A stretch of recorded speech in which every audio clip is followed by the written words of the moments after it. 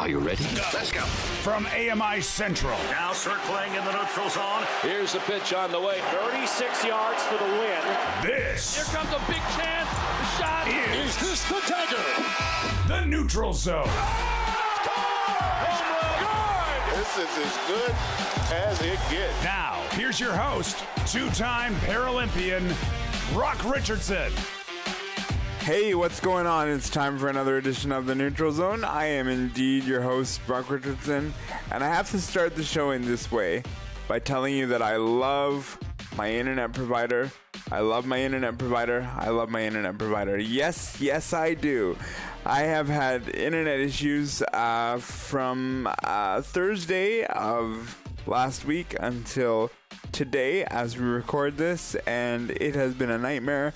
My whole area has been out. So if I drop out, one Cam Jenkins and Josh Watson will take you the rest of the way, but we're going to give this a whirl and see how she rolls with me doing it. Apparently, when more than one person is having an issue in the same building, that means they can get a Rogers technician within 10 minutes to your house, but if it's only you, then they have to schedule it for next Tuesday to show up. So that's the life of Rogers and how that works. But I did get a credit in which that I was satisfied with, which now needs to be more because I've been inconvenienced for one more day. But I digress. Let's see what's coming up on today's program. Daniel Bard has to take some time away from sports because he is struggling with his mental health. We chat about that, and we also chat a little bit about our own experience with mental health challenges in our own sport. Plus, we're going to be chatting about trash talking in sports, whether good, bad, or indifferent, and how it translates from men to women's sports. With that, let's get into our headlines for this week. Neutral Zone headlines.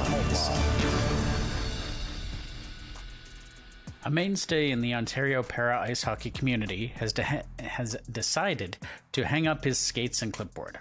Todd Sargent, the longtime head coach and founding member of the London Blizzard para ice hockey team, has decided to retire at the conclusion of Champions Day weekend, which took place April 1st and 2nd.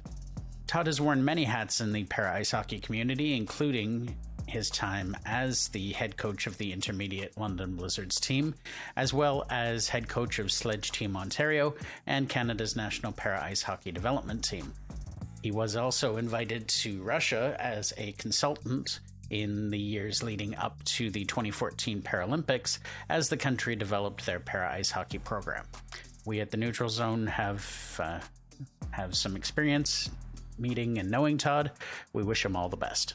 Prince Edward Island is the latest province to become partners with Bocce Canada in an effort to grow the game in that province. If you are interested, please go to boccecanada.ca for more details. Bocce is spelled B-O-C-C-I-A, and of course, Canada is C-A-N-A-D-A for more details.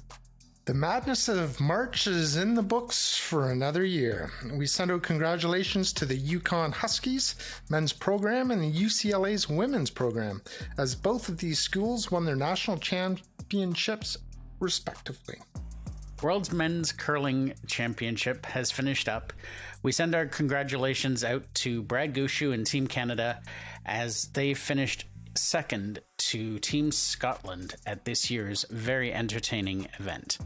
It was an excellent week of curling, including two very, very entertaining games between Team Canada and Team Sweden, and a tough finish against a very, very good Scotland team who, I believe, if memory serves me, had a 96% effectiveness rating by the end of the game, which is almost perfect.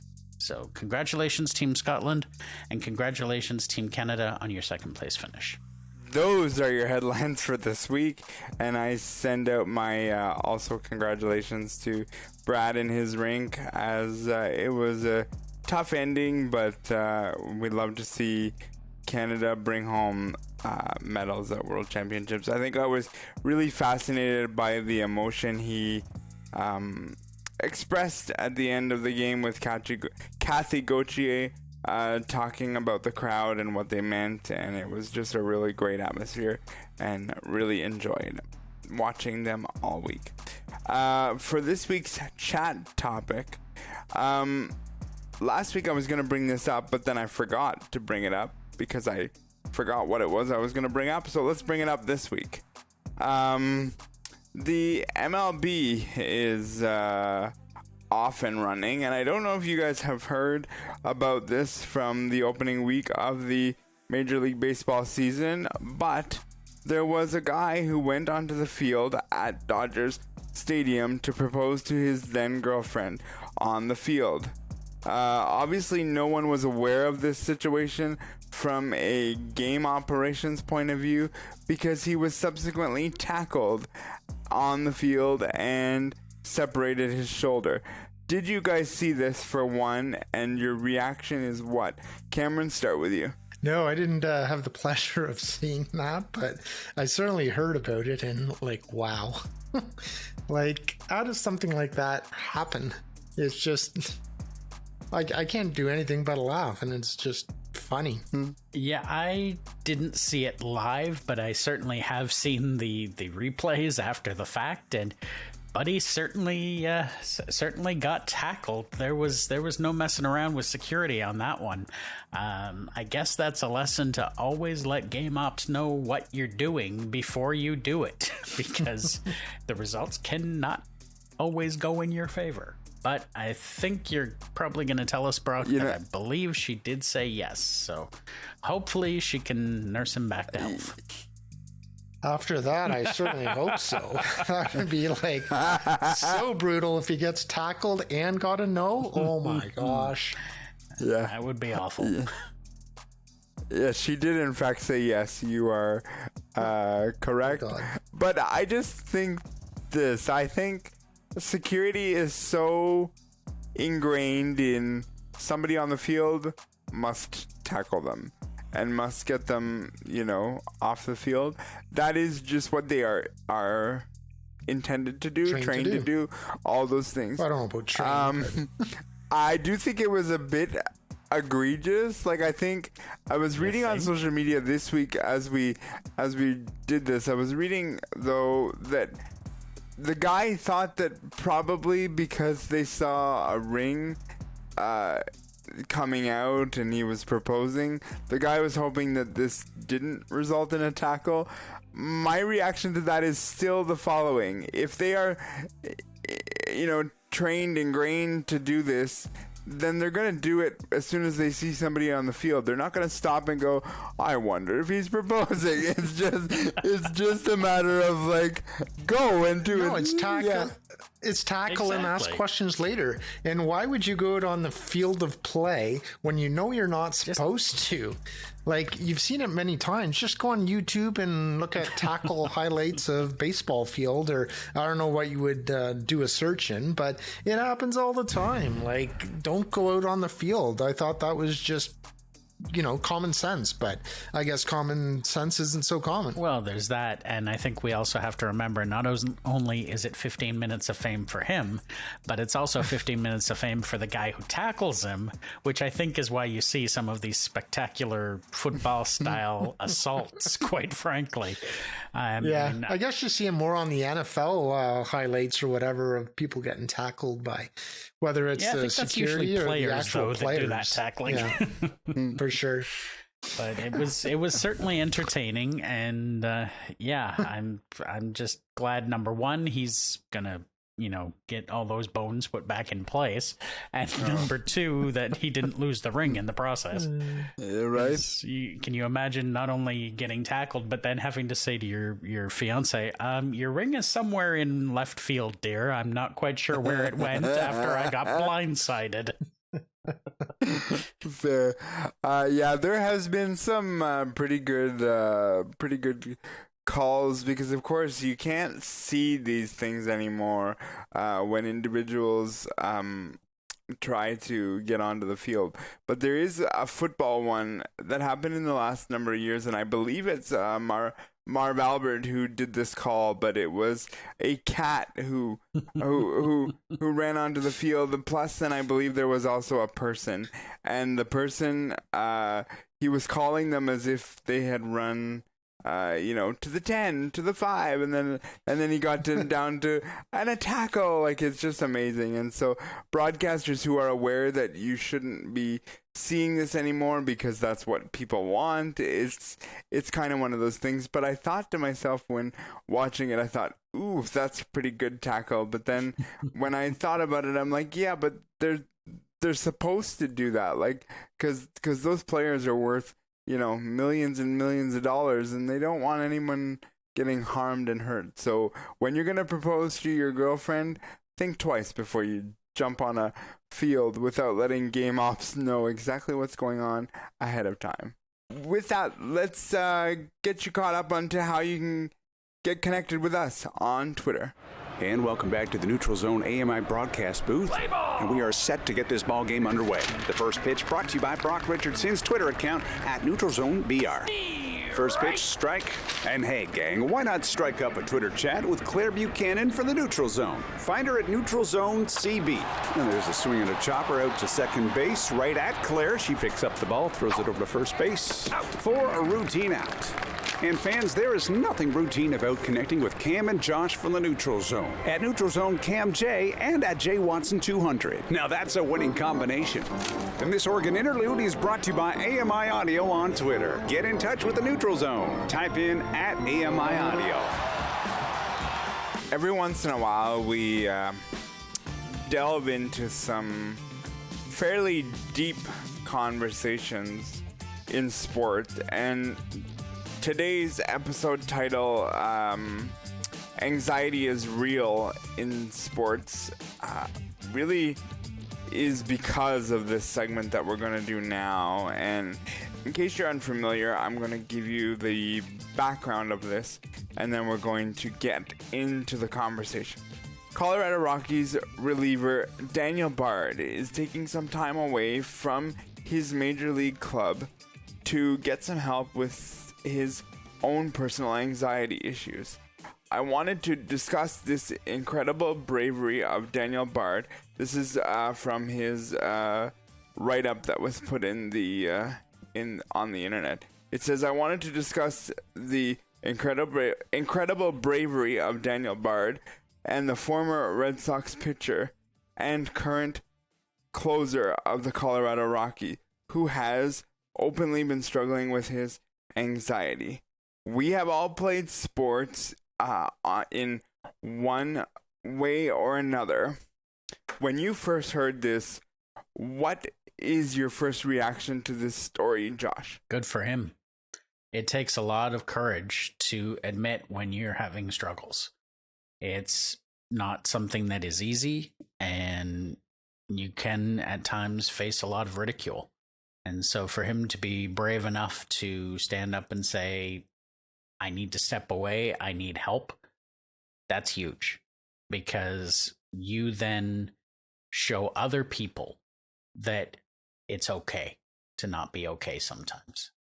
And, I applaud him. I hope that he's able to get the help he needs, and that we're able to see him on a baseball diamond again in the future, because he is a dynamic pitcher when he is able to perform. Yeah, it's I've had my own anxiety and depression issues, and I am proud of him to acknowledge that he has these issues, and even more so that he's stepping away from the game to be able to deal with them. Especially in today's society, there's a huge stigma just on mental health, but even more so for men with mental health. Men are taught, be it on purpose or not, they have to suck it up, that they have to deal with it, that they have to, to do all of that. And those are probably the couple of the biggest stigmas that men have to deal with. So for him to be a trailblazer and to be able to be a great role model to say, hey, this is what I'm going through, and I need to take some time off to be able to deal with.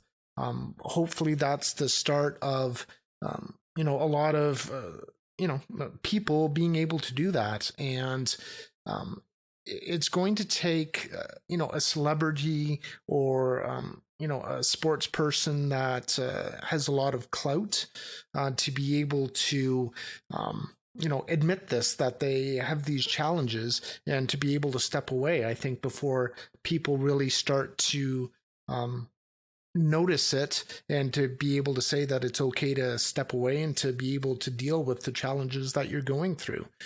Because in today's world, it's still a huge stigma, especially for men, and I hope it changes. I think the thing that I have begun to understand is that people automatically want to say, oh, because you make lots of money, therefore you don't have this problem. And I think for me, this is where we get into that conversation of like, why would we even go there? And it's the comments that I've seen of, oh, just go get a therapist. I don't think it's that easy. In fact, I know it's not that easy. And you play sports, you get to represent, your team, and in some cases your country. So put on your big boy pants and go to work. All of that is easy for people to say, but it's not easy for them to put it into action. And I think the place that I want to sort of begin the next step of this conversation is I want to start by discussing the difference between the nerves you feel and then the genuine anxiety. And what is the difference for you guys between those two, starting with Cameron? For me, I've had anxiety or panic attacks, and there is a difference between anxiety and panic attacks. Quickly, anxiety, you kind of know what's bothering you, but you still have an anxiety attack. Panic attack is you don't know the reason why you're having an attack. I've had both, and it's very hard to deal with. Everyone's different on how they deal with those, but a lot of it, you'll hear about how people have a cloudy mind. Everything just kind of clouds over and you can't think straight. For me, my arms would also shake the few times that it happened as well.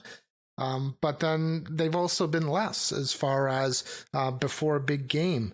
I'd have a lot of anxiety and I'd throw up. Or going back to regular work, throwing up as well.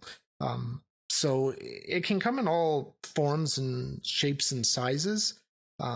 And just to go on what you were saying before, Brock, it doesn't matter if you're rich or poor or tall or short or, everything in between. It can affect anybody. So hopefully people realize that, and dealing with it, anxiety and or depression, different things work for different people. So one of the things is people would say to me, oh, go for a walk. And I'm able to walk, but that didn't necessarily help. Meditation kind of helped me a little bit more. Or when people would say, oh, well, because I'm a bit heavier, that's why I'm going through depression. And that's not necessarily the case, because other people are, super skinny and they're also going through it too. So, I just wanted to mention that as well. I've been fairly lucky in that in my sporting career, I've never gotten necessarily to a level where I've felt those kind of the anxiousness, I suppose. I would never consider myself to have anxiety when it comes to sports necessarily. Much like you, Cameron, I've definitely experienced it dealing with work in the past. And for me, it manifests, if you will, as insomnia or sleeping at the wrong times. Yeah, for sure. I know there was one experience where I had a performance review at work and it did not go well. And I spent the next 3 nights not sleeping because I was convinced that I was going to be fired. I wasn't. They pointed out the things that I needed to work on, and I worked on them. But you don't necessarily always know where your mind is going to take you, and it can go to some pretty dark places. It really can. In terms of sport, I've certainly had the butterflies, and I mean, I've certainly played in big events. I've been to national championships as a track and field athlete.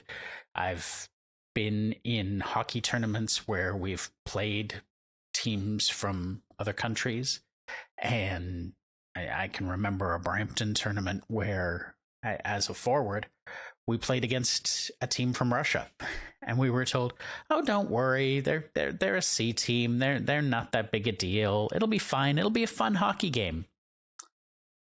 Thank God I wasn't the goalie, because we got skated around like pylons. But it was a situation where I looked at it and went, "C team, yeah, right. Okay, sure, I believe that." So I never put any pressure on myself. Having been a goalie and been through some of the games I've been through recently, and Brock, you've seen one of those games, or almost two of those games. Those are big games for sure, but I've been lucky in that I've been able to sort of compartmentalize and remind myself that the result of this game is not the end of the world. It's nerve-wracking in the moment when you're facing a 6-round shootout to decide whether you go to a gold medal game, or a few years ago an 11-round shootout, which we won't even get into. But again, I was able to say, okay, whatever happens, happens. And that's not easy to do, I'm sure. I don't know. And so I certainly bow to those that do go through it, because I know I've watched you go through it, through your struggles. And there's so much you want to do to help, but no one gives you the tools to help. And that's where you've got to go out and you've got to find the tools. And a great place to start is going to your doctor and talking about your mental health. And then you kind of start your journey from there. And mine led me to the Canadian Mental Health Association, and they do teach you a lot of techniques there. So, you have to be able to want to change or to find a solution first and foremost. And then once you start to go through that process of this is what you need to do, and you need to be able to modify your thoughts so you don't put as much pressure on yourselves. And instead of calling them, for me, mistakes, calling them, I can't even remember what I'm supposed to call them, because mistakes is learning experiences, oversights. That's what I was taught to call them, as oversights. So, and everyone has anxiety, in lots of different ways. And in regards to this picture, depending on what the anxiety issues are, he's going to have to work for his therapist. And it is I can't speak for the States, but I can only speak for Ontario, that it is, can be very difficult to find the right fit. You may be able to find a psychologist, because I believe in Ontario, you can see a psychologist, and that's part of, OHIP, but it's finding the right one, because there's lots of different therapists, and you really have to be able to one that you're able to open up and talk to, and that can be very difficult to do. And there's a huge difference between short-term counseling, which a lot of EAPs, which is employee assistance plans, are, and long-term counseling, where you have more of a rapport. So you have to find the right one for you at the end of the day. So. Yeah, I agree 100% with what you both have said. I think that it's easy for people to say, "Oh, just go see, a sports psychologist, a psychologist in and of themselves." It's easy to say that. It's not easy to sit in a room with somebody and literally divulge what's going on in your life and say, okay, let's do this. It's not that easy. And I think the one sort of thing that I want to come back to here on this, two things. Number one is that Daniel Bard is a closer. There isn't any bigger pressure, in my opinion, in Major League Baseball than being a closer, because you're likely not coming into a game that's 7-1. You're likely coming into a situation where it's 2 on, 2 out, you know, in that sort of situation. There is big pressure associated with that. Jordan Romano makes it look very easy, as the Toronto Blue Jays have gotten familiar with seeing, but it is not an easy situation to be in and be involved in.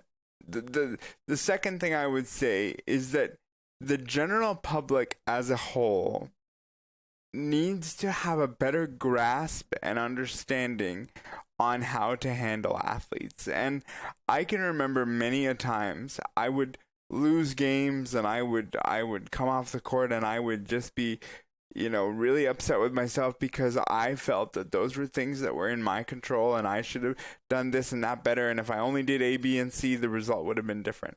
And the thing that I hated the most, even though I know that it was genuinely intended, but what I hated was people would come and say, it's okay, get them next time, let me help you with this and that. It's like, no, let me have my moment, let me do this, and then when I'm ready to come to you, then I'll come to you. I think sometimes during big moments and big situations, Josh, it's like people just want to help, but then in the moment they don't realize, oh yeah, but that's an athlete who might just want to, you know, compartmentalize the loss to themselves before speaking to others. It's also a matter of some people are competitive.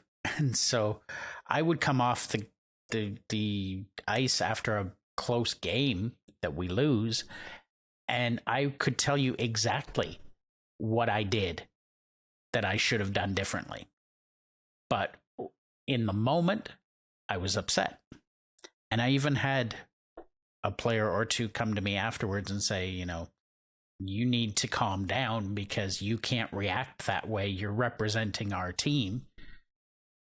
And I understood what they were saying, but in the moment, that was not what you needed to tell me. I really didn't care what the opinion of people around me was.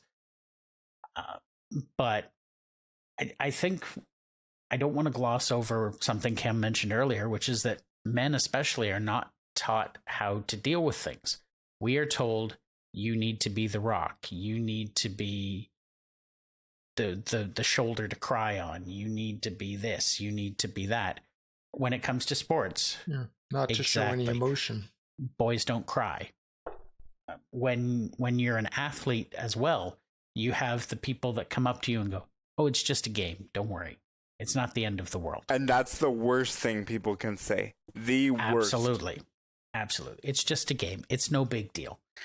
Yeah, I understand. Yeah, or they say it's not so bad, or they relate it to somebody else and saying, well, at least you're not in this situation, which when a person does that, they're not caring about my feelings. Yeah. Yes, obviously, they're diminishing, which is not a good way to deal with it either. And I can only imagine what it's like if you're a professional athlete hearing that, because for you, it's not just a game. It is your livelihood, and your livelihood may only last 1, 2, 5, maybe 10 years at the most.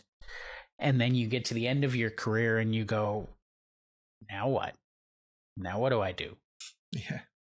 And I can't even wrap my head around what that must be like. Oh, especially for relief pitchers. Like, they're a dime a dozen, and people are always complaining about them, and that, they're a dime a dozen, and it doesn't matter. But it's their livelihood. And a lot of people like us or other people may not have sympathy for them because it's like, well, you just made $1 million this year and you don't have to work another day in your life. But to them, it's huge. They still want to play and have a long career. So absolutely. It's tough. I'll take this as an example. Being involved in radio making mistakes or learning opportunities, as I was taught in my life. Making mistakes and learning from them is really hard to teach yourself, because you want to come out here and you want to say, I want to do a really good job. I want everyone to be happy with it. And as I joked off the top of the show about, loving my internet provider, the last thing I wanted to do was leave my team, even though I know that they're in good hands and they have, all the tools in front of them that's been put together.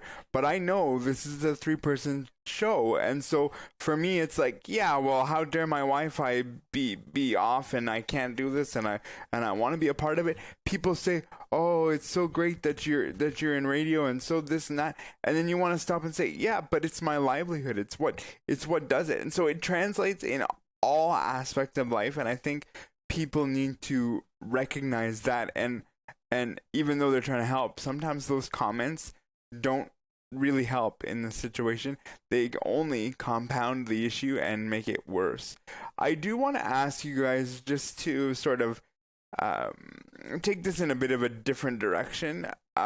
We've obviously established that nerves and anxiety can translate into parasports as well, but do you think they can translate differently into parasports? And I'll give you my example to start the conversation. My response to this is yes, because the individual is battling their disability and their challenges on top of their individual sport challenges on top of all that. Do you guys think there are other reasons why it translates differently? And if so, what is it? Cameron, start with you. Well, I'm assuming you're talking about able-bodied athletes and disabled athletes, correct? Yes. Okay. Yeah. Yeah, like I think each individual person, whether they're able-bodied or disabled, it's different for everybody as far as why they might be having anxiety or depression issues. And yes, for a person with a disability, maybe they're having problems with their legs or their equipment, like I call it a splint. I think it's called an AFO these days. Might be broken or not fitting well. Things like that could cause some anxiety and or depression. But for an able-bodied athlete, maybe it's, because they're married and they're having problems at home, or that their equipment isn't working properly too. So yes, disabled athletes maybe have anxiety and or depression because of their disability, but I really look at it as like we're all equals. And if you have anxiety, you have anxiety. And even though you're not having anxiety about your disability, obviously it's about something else. So, and having anxiety, isn't that a type of disability regardless? I look at it as not necessarily that it's different for para athletes. I just look at it as a different struggle. So an able-bodied athlete might have issues with their skates that day, or maybe they're using a new stick that they haven't used before, and that causes them some concerns or some worries or some anxiety. With a para athlete, you also have equipment, but you also have in the case of an athlete with CP, you might be going through a lot of tremors that day, and that affects your performance.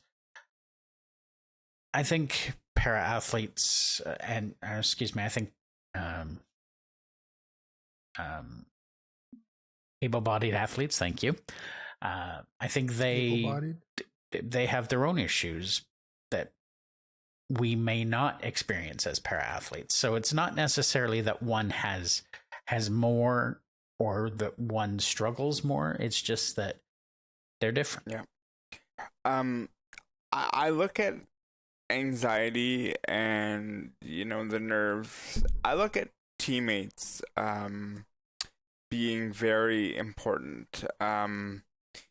I'm gonna go back to the Toronto Blue Jays, and I know we've joked about this in the past, and and we'll continue to joke about it as a team, but in this instance, it's not necessarily a joke. I look at teammates who really dragged out Yusei Kikuchi out of dugouts last year at the end of the year and said, we want you to be part of this. We want you to be part of the celebration because we know that you had struggles this year. We know that this is what you went through, but you're still part of our team. You're still part of, and how long of a way that goes to help somebody.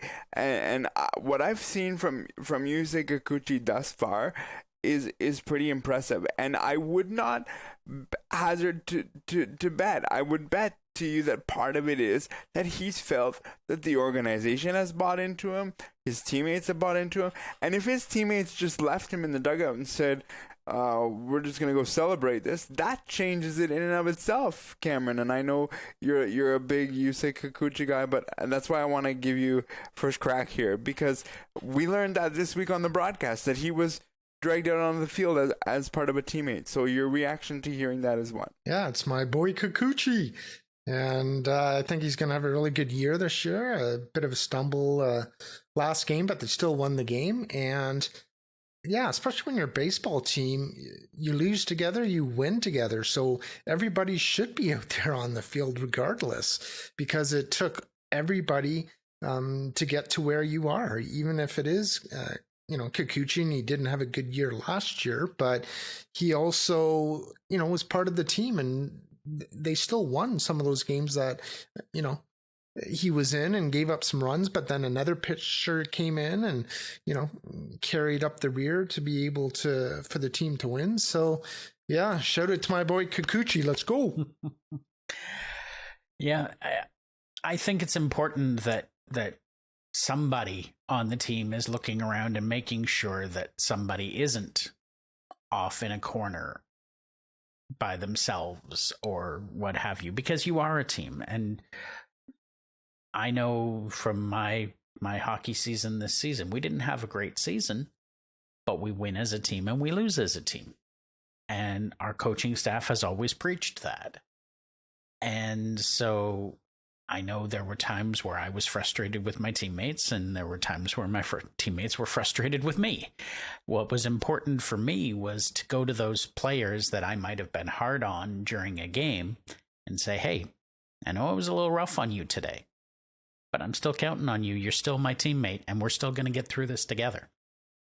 And I wasn't always perfect at it, but I tried, because I didn't want my reactions or my comments to be the comment that puts someone in a place where I don't want to be here, I don't want to do this, or what have you. At the end of it, I'm competitive. And so when I see something happening on the ice that needs to change, I'll speak up. But, and I may not speak up in the most appropriate way, but when everything calms, I can look back on it and say, oh, okay, I was a little hard on that person. So I'm going to go seek them out and say, hey, I'm sorry. I didn't mean to be that hard on you, but I know you can do this, and I'm here for you, and let's do this. Let's get this done together. And as long as you take ownership of that, which you do, then I think that says a lot about your character, personally, and that's a great thing. Yeah, and I think too the other side of this coin that's very tough is the person who doesn't know their role on a team or knows they're going to have a lesser role on a team. There are many players who will say, I don't know what my role on X team was, and they literally have to bite the bullet and say, I'm going to be a teammate. I'm going to be there. And that is a really hard role to play. That role that you don't know when your opportunity is going to come. That role when you have no clue if you're going to play in game 1, in game 10, in game 30. You don't know. And that's very hard to do. That I did it in 2011.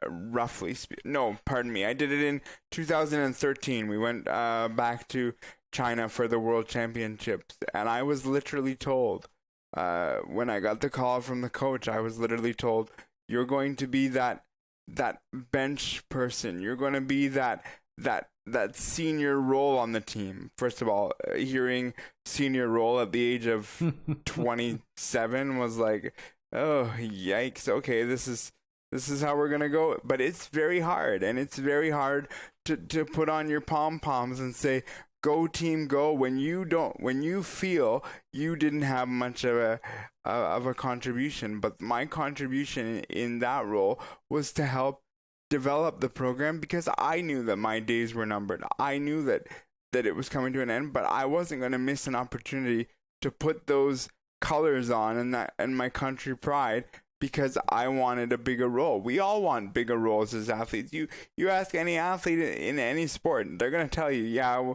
we want to be the guy. But unfortunately, on a 30 guy team or girl team, there's going to be those players that aren't going to play as big a role, and those players that play the lesser roles or not as forefront are the ones that really help push a team over the edge. Josh? Absolutely. I have been in situations prior to being a goalie in para ice hockey where I was a forward, and we would get to a critical point in a game, and Cam, I'm sure you were on these teams with me, where the coach looks at us and goes, okay, guys, what are we going to do? Are we going to keep rolling lines and everybody's going to get equal ice? Or are we going to cut the bench down and some of you guys are going to sit for a period? Well, I'm a teammate. I want my guys to win. And if that means I have to sit, then that meant I had to sit. And there were a few games where I got really cold because we got down early and we had to put our big guns out on the ice for most of that game in order just to keep it respectable. And that's just what we had to do. It wasn't easy. I didn't like it. But at the end, I wasn't going to say to my team, no, I deserve that ice time, when I knew my conditioning or my skills were not what the team needed at that time. Yeah, and it's very tough to be able to admit that. And I've been Josh, I've been in those situations too, where, you end up sitting on the bench on your sledge, and then you're not out there hardly at all. So then your skate blades end up digging into the ice and you can't move because they've frozen over. And that's certainly happened.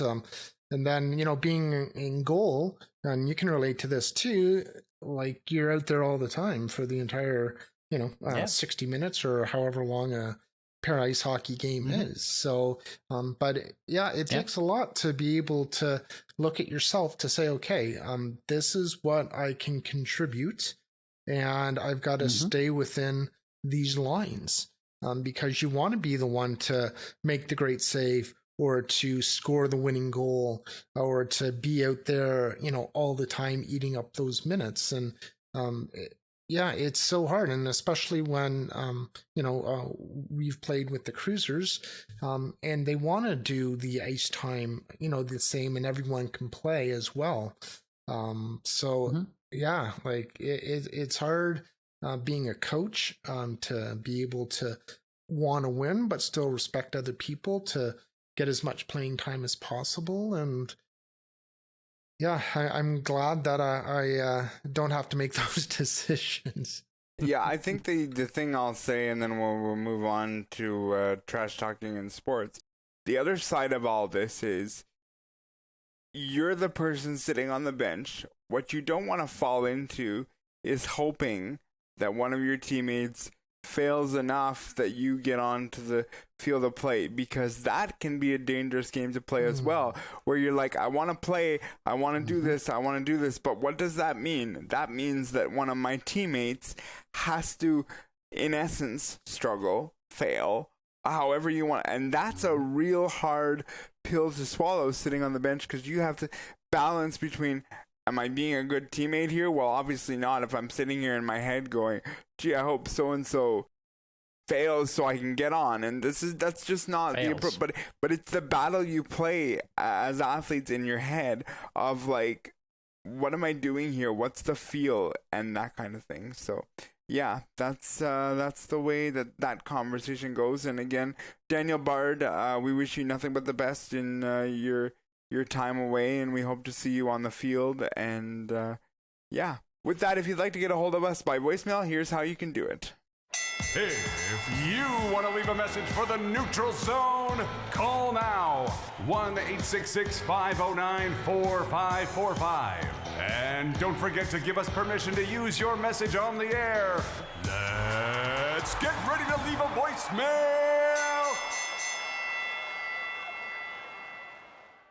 It's always tough because when we do this show, we have great content, and then we leave with a little bit of time to discuss the other topic, and that usually happens when there's no guest, because I, as producers, say, okay, let's just run through this and see what happens. Great conversation on anxiety, mental health, and sports. If you missed it, go back into the podcast, and that's where you can catch it on any of your podcasting platforms and or YouTube. We're everywhere. Let's chat a little bit about trash talking in sports. This was brought to us by Claire Buchanan, who, speaking of anxiety, must be having some anxiety because her sledge broke and she is currently getting it welded back together.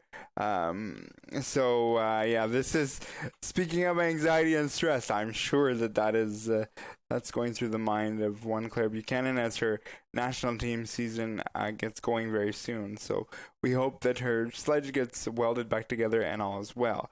But let's start here. Let's start whether or not you guys feel that trash talking is a necessary thing in sports. Josh, start with you and then Cameron. I have never been somebody who trash talks or likes to trash talk. You want to trash talk me? Go ahead. You're not going to get a reaction out of me. It does not affect me. Having said that, I do know some people who have it as a very big part of their game, and they need to do it in order to be into the game, so to speak. But for me, I wouldn't be disappointed if it was gone, quite frankly. Yeah, as far as I'm concerned, I think that it can be a powerful tool. And, talking about mental health, I think you need to have a very good mental health to be at the highest level in sports.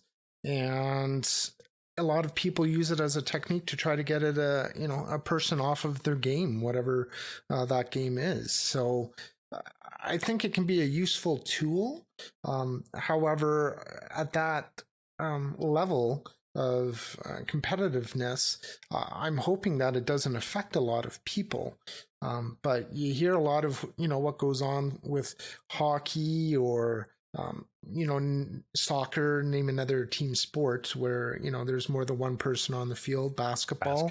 I think that it happens all of the time, but it's trying to get that competitive edge to get somebody off of their game to be able to win the game. So, it's just part of the game. And in my Disney world, fantasy world, I would like to not have it there and just, show the physical skills of a man or woman to be able to win that way, rather than trying to insult them or trying to get them off their game by insulting them.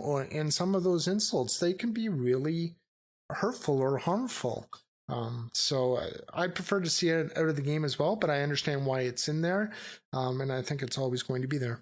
I think too, the other side of this is that yes, it can be used as a tool, but I always look at it this way: if you have to go to the level of trash talking me to get me off my game, then I've got you where I want you, because if you have to go to that level, that means that I'm in your head and you feel that you have to get in mine to be able to get an edge on me. And I'm like you, Josh, if that's what you have to do, that's what you do you, and I'll do me. But I always looked at it as, if you're resorting to trash talking, I've got you exactly where I want you, and it's just that simple. Cameron, are there any positive things of trash talking that you could just outline, if you had any that you could think of? Well, I think that if the positive of trash talking is that if you're able to get somebody off of their game and not playing quite as well, and then you're able to score a goal because of that, or they just make a lot of mistakes by handling the basketball, the hockey puck, the bocce ball, whatever it is, then I think that's the positive of trash talking, because especially at such a high competitive level, you want to win. And we've just talked about how competitive that all of us are. So, I think that's the positive to trash talking. Josh, if any, what would you say there would be positive? Positives, it's kind of hard for me to identify a positive necessarily. I mean, I suppose there's a sense of accomplishment if I've gotten into your head and I've gotten you thinking about something else instead of being focused on the game. I mean, from my own perspective, as I said, I'm not much of a trash talker, but I'll do something like take the trapper, the glove that I wear for hockey, and I'll hold the glove out here and I'll just kind of flap it like this, just to kind of get you looking at that. And invariably guys will shoot at it because it's in their vision. Oh, I thought you were going to go somewhere else with that. No, I don't hit people with my glove. Come on now. I would never do something like that. Well, what if they're coming in to crash into your crease and they do it more than once? I've done that before, where I've held out my glove because we have little screws on the end of it, where I'm like, okay, well, if you're going to keep crashing into me, I'm putting the screws out to you. Exactly. So that's where I thought you were going. Yeah, no, that's fine. I've thought about it, and certainly I will brace myself, and if I happen to brace myself with my glove sticking out, well, then that happens, but I don't do it deliberately. At least publicly, I don't do it deliberately. But no, from my perspective, I would never say that I see a necessary positive in trash talk. I certainly think that trash talking is all in good fun. It's all within the game, as long as you don't go into somebody's race, religion, orientation, all of the big things that we all know you shouldn't go into. When you're stooping to that level, that's where I draw the line, and you're probably going to get more than just a remark from me. You're going to get a reaction out of me if you go there, but otherwise, what if we talk about your beard? Go ahead, talk about my Brillo brush. I don't care. I would like to see trash talking removed from sports. There isn't much of a positive gain from trash talking, as I mentioned earlier. If you are trash talking somebody and you're getting them off their game, I don't know that that's the best way you want to play sports. Do I ever think that trash talking will be removed from sports? No, I don't. You're talking about human nature. You're talking about humans who try to get a competitive edge, and that's how they work. But no, is there ever going to be a world where trash talking will be removed? No, it won't. And if people think there will be, I think they're living in Cameron's Disney World land, and that's fine if that's where you want to live, but I don't see a world where it will be removed in one way or another. With that is the end of our show for this week. I'd like to thank Josh Watson, Cam Jenkins. I'd also like to thank our technical producer, Mark Aflalo. Our podcast coordinator is Ryan Delahanty. Stay tuned next week, as you never know what happens when you enter the neutral zone. Be safe and be well.